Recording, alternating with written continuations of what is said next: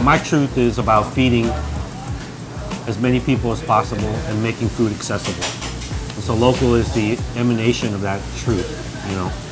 And Kogi was the beginning of that truth, and local is the next extension of it. So that's really what I represent, you know. And you talk about LA. That's the name of your New York Times best-selling book, LA Son. Mm-hmm. Did you really want to write a book?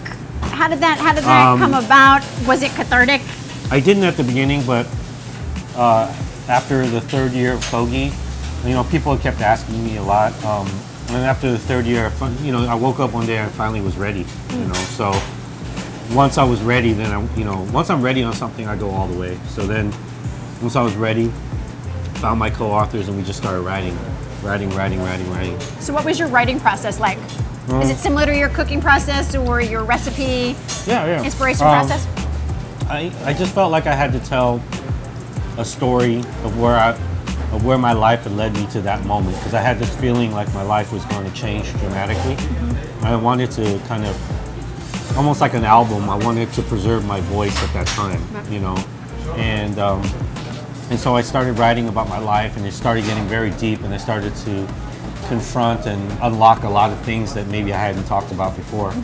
And so I did most of my writing between midnight and 5 a.m. after work. Wow. Because it was just really, it was a really great time where everyone else was asleep, and it was like, I felt like it was like my own private time where I could confront a lot of demons and a lot of things that I normally wouldn't talk about, and I could write during that time because no one could stop me. You know, that was like my process. Basically the most iconic food truck. And then Jon Favreau goes and makes a movie loosely based on your life, and you become a part of that film. Yeah, Jon's one of my best friends now, man, you know. Shout out to Mr. Favreau, what's up? Yeah, you know, like that movie Chef is amazing, you know.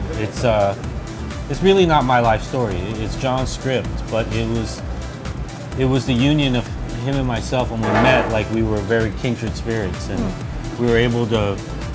I was able to give and contribute to his script the things that it needed, and he allowed me to find my place within storytelling and get better myself. And you know, and ultimately we created a film that has a cult following.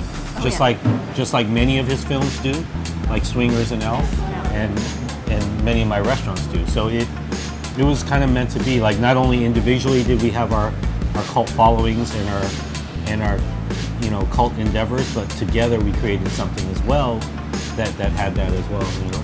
And you also were in a Katy Perry music video. Let's not forget that. What's up, Katy? Shout out, Katy. It's fun, you know. I was on Gilmore Girls. Yes. Hung out with Katy on her video, Bon Appetit. You know, worked on Chef.